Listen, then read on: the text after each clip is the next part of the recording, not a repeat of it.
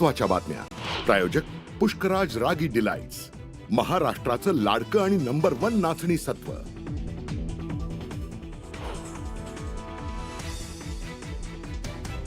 संतोष देशमुख हत्या प्रकरणात वाल्मिक कराडचा सहभाग, खंडणीत अडथळा आणल्यानं कट रचून संतोष देशमुखांची हत्या. विशेष मकोका न्यायालयाचं प्रथमदर्शनी निरीक्षण. कृषी मंत्री सभागृहात 18 ते 22 मिनिटं पत्ते खेळत होते. विधिमंडळाच्या चौकशी अहवालातून माहिती समोर. रोहित पवारांचा ट्विट करून पुन्हा कोकाटेंवर निशाणा.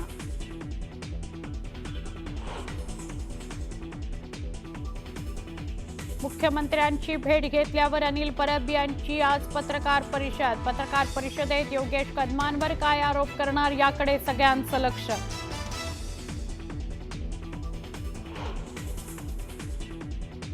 वसई विरार महापालिकेचे माजी आयुक्त अनिल पवारांच्या घरावर छापा. ईडीकडून नाशिकमध्ये छापेमारी. तब्बल 18 तास झालेल्या चौकशीत काय घबाड सापडलं याची माहिती गुलदस्त्यात.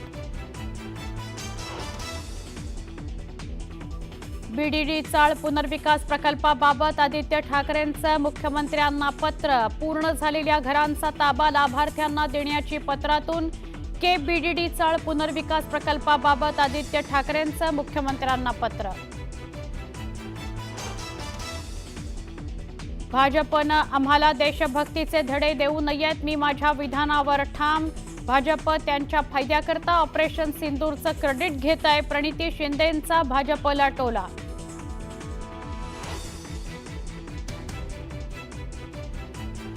ज्ञानेश्वरी मुंडे मुख्यमंत्री देवेंद्र फडणवीसांना भेटणार. पती महादेव मुंडे हत्या प्रकरणात न्यायाच्या मागणीकरता होणार भेट.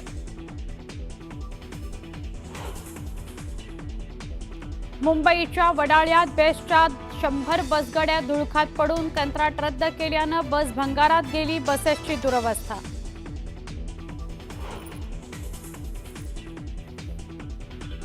मुंबईतील गोराईमध्ये जागेच्या वादातून भाजी विक्रेत्यावर हल्ला. भाजी विक्रेता जखमी. संबंधित घटनेप्रकरणी पोलिसात तक्रार दाखल.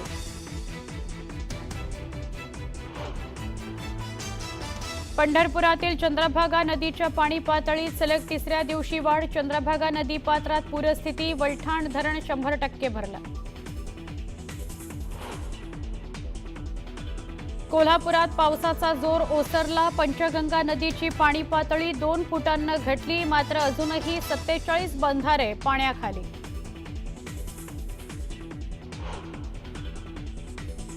रशिया भूकंपानं हादरलं. रशियात 8.8 रिश्टर स्केल तीव्रतेचा भूकंप. गेल्या 73 वर्षातला सगळ्यात भयावह भूकंप असल्याची माहिती. विदारक दृश्य आली समोर.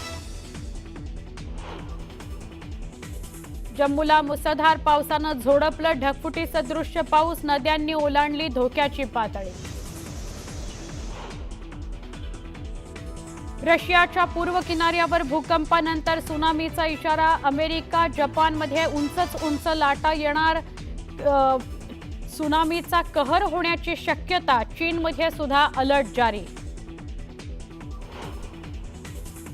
जम्मू काश्मीरमध्ये सेनेचं ऑपरेशन शिवशक्ती. पूंछमध्ये 2 दहशतवाद्यांना कंठस्नान.